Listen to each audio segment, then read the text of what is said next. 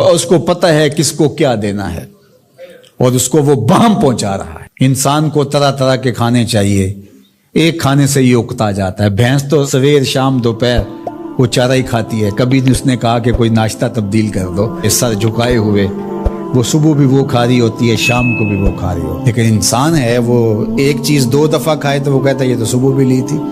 سواد کر ہی آئے جامع تغیر بھی ضروری ہے، کوئی رت ہو عمر بھر اچھی نہیں لگتی۔ جس کی طبیعت میں تنوع ہے، کبھی کہتا ہے کہ مجھے کھانے کے لیے میٹھا چاہیے، کبھی کہتا ہے مجھے نمکین چاہیے، کبھی کہتا ہے چٹکارے دار چاہیے، کبھی لحمیات کی آرزو ہوتی ہے، کبھی سبزیوں کی طرف اس کا دل مائل ہوتا ہے، کبھی کہتا ہے کہ نہیں آج میں نے یہ لینا ہے، آج میں نے وہ لینا ہے، اور میرے اللہ نے اس کے لیے سارے انتظام کر رکھے ہیں۔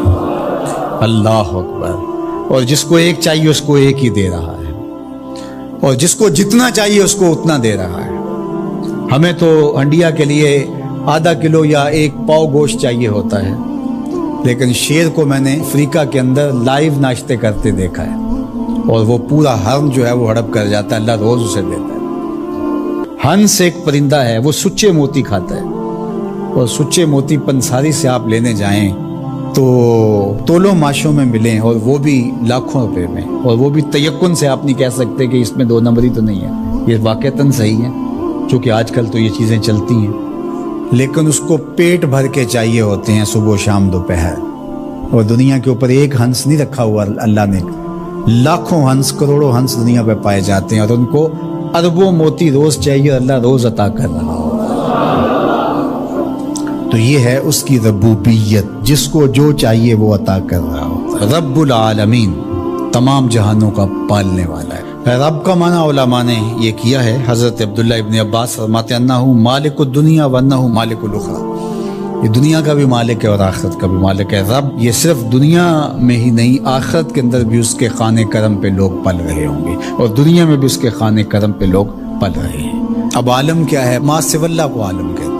علماء نے اس پر بہت کچھ لکھا، لیکن حضرت وہب بن منبہ رضی اللہ تعالیٰ عنہ فرماتے ہیں کہ 18,000 عالم ہیں، ان میں سے ایک عالم یہ عالم دنیا ہے۔ بہت ساری چیزیں ہیں، ہماری انسان کی پہنچ ہی وہاں تک نہیں ہے۔ وما یعلم جنود ربک الا هو، اللہ کے لشکروں کو کون جانے؟ اللہ، وہی جانتا ہے اس نے کیا کیا پیدا کیا۔ انسانی مرغ عقل تھک کے گر جاتا ہے۔ اللہ اکبر۔ تو کہا رب العالمین، تمام جہانوں کا پالنے والا۔ اچھا، یہاں رب المسلمین نہیں کہا گیا، رب المطیعین نہیں کہا گیا، رب المتقین نہیں کہا گیا۔ صرف نیکوکاروں کا، اچھے لوگوں کا رب ہو، جو نہیں مانتے وہ ان کا بھی رب ہے، جو انکار کرتے ہیں ان کا بھی رب ہے۔ اللہ اکبر۔ یہ اس کی ربوبیت کی شان ہے کہ وہ اپنوں بیگانوں کو سب کو نواز رہا ہے۔ اور اگر آپ کی توجہ ہو تو یہاں ایک جملہ اور کہنا چاہوں گا، رب کا لفظ جو ہے وہ واحد ہے اور عالمین جمع ہے۔ رب العالمین، ایک رب اتنے جہانوں کو پال رہا ہے، ایک رب اتنے جہانوں کو پال رہا ہے۔ چلو اس سے آگے ایک اور بات کروں، رب واحد ہے اور عالمین جمع ہے، تو ایک رب کے کئی بندے ہو سکتے ہیں، ایک بندے کے کئی رب نہیں ہو سکتے۔ اس لیے رب کو واحد رکھا، عالمین کو جمع رکھا، کیونکہ اگر ایک خادم جو ہے، ایک غلام 5-6 آقا رکھے تو ایک کہے پانی لے کے، اور دوسرا کہے کہ میرے حقے میں آگ بھرو، اور تیسرا کہے تو وہ کدھر جائے گا کدھر جائے گا، اور ایک آقا 100 خادموں سے بھی کام لے رہا ہے۔ تو رب کو واحد رکھا، عالمین کو جمع رکھا، اس لیے بندے کا رب ایک ہی ہو سکتا ہے، 360 نہیں ہو سکتے۔ رب ایک ہی ہوگا، اور ایک رب کے ہی بندے جو ہیں وہ ہزاروں ہیں۔ وہ تمام جہانوں کو پال رہا ہے۔ کیوں پال رہا ہے؟ کوئی ضرورت ہے اسے؟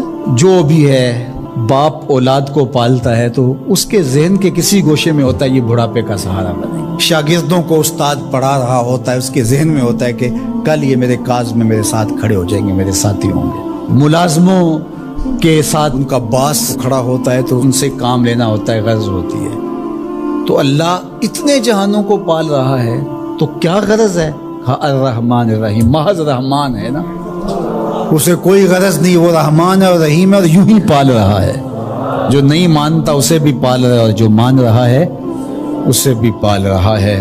اللہ اکبر، وہ رحمان ہوا، وہ رحیم ہوا۔ ایسا نہیں ہوا کہ ایک بلی کو بہت زیادہ خوراک دے دی گئی اور وہ پھول پھول کے ہاتھی جتنی ہو گئی، اور ایسا کبھی نہیں ہوا کہ ایک ہاتھی کو خوراک کم ملی اور وہ چوہے جتنی رہ گئی۔ جس کی جو فطری استعداد ازلی جو اس نے خود مقرر کی ہوئی ہے، اس کے مطابق اس کی گروتھ ہوتی ہے اور اس کے مطابق اس کی تربیت کرنا ہے۔ خلاصہ ہے پورے قرآن کا سورہ الفاتحہ، جو سارے مضامین ہیں پورے قرآن میں وہ سمٹ کے سورہ فاتحہ کے اندر آ گئے ہیں۔ تو اس کا آغاز اللہ کی حمد سے ہو رہا ہے۔ الحمدللہ، تمام خوبیاں اللہ کے لیے۔ کسی کے اختیاری حسن پر، کسی کے اختیاری جمال پر جو ثنا کی جاتی ہے، ستائش کی جاتی ہے، اسے حمد کہا جاتا ہے۔ کچھ خوبیاں اختیاری نہیں ہوتی، غیر اختیاری ہوتی۔ اگر کسی کا رنگ سفید ہے، نقوش تیکھے ہیں اور اس کی آنکھیں نرگسی ہیں، اس کے دیگر اعضاء کا توازن بڑا اچھا ہے، تو یہ اس کا اپنا کمال نہیں ہے۔ ایک شخص عالم ہے، اس نے پڑھا، محنت کی، آگے بڑھا، تو یہ اس نے محنت کر کے ایک چیز حاصل کی، تو اس کا وصف بیان کرنا اور اس پر ثنا کرنا یہ غیر اختیاری حسن نہیں ہے بلکہ اختیاری ہے۔ تو کمال وہ ہوتا ہے جو چیزیں اختیاری ہوں۔ تو اللہ جل شانہ کی حمد اس لیے کی جاتی ہے کہ اس کی چیزیں، اس کا حسن غیر اختیاری نہیں ہے، وہ اس کا اختیاری ہے۔ اللہ اکبر۔ تو کسی کے اختیاری حسن پر تعریف حمد کہلاتی ہے، اور اگر وہ نعمت کے مقابلے میں ہو تو وہ حمد شکر کہلاتی ہے، اور اگر نعمت کے مقابلے میں نہ ہو تو اس کو حمد کہا جاتا ہے۔ حضرت کعب احبار رضی اللہ تعالی عنہ فرماتے ہیں کہ الحمد کی تفسیر ثناء اللہ ہے، اللہ کی ثنا، اللہ کی تعریف۔ اور حضرت ضحاک بن مزاحم نے اس کا ترجمہ کیا ہے الحمدللہ رداء الرحمن، یہ رحمان کی چادر ہے۔ جس طرح چادر زینت دیتی ہے اور وقار کی علامت ہوتی ہے، اور اہل عرب کندھے کے اوپر چادر ڈال کر کے جو ہے وہ ایک خاص ان کی حیت ہوتی ہے۔ یہاں گرمی سردی سے بچاؤ کے لیے چادر لی جاتی ہے، لیکن عرب میں چادر جو ہے وہ زینت کے لیے لی جاتی ہے، اور وہ آپ نے دیکھا ہوگا کہ عرب علماء یہاں کندھے پہ چادر رکھتے ہیں، تو وہ زینت کے لیے ہوتی ہے، ضرورت کے لیے نہیں ہوتی۔ تو اس لیے یہاں جو رداء الرحمن کہا گیا ہے، تو الحمد رحمان کی زینت ہے، وقار کی چادر ہے۔ ثنا کی جتنی بھی قسمیں اور جتنی بھی صورتیں ہیں وہ اللہ کے لیے، وہ ڈائریکٹ تعریف کی جائے تب بھی اللہ کی، انڈائریکٹ تعریف کی جائے پھر بھی اللہ کی ہے۔ یعنی پھول کو کہا جائے کیا خوب پھول ہے تو پھر بھی اللہ کی تعریف، اور کہا جائے سبحان اللہ پھول کو دیکھ کر پھر بھی اللہ کی تعریف، پاکیزگی اللہ کی بولی جا رہی ہے۔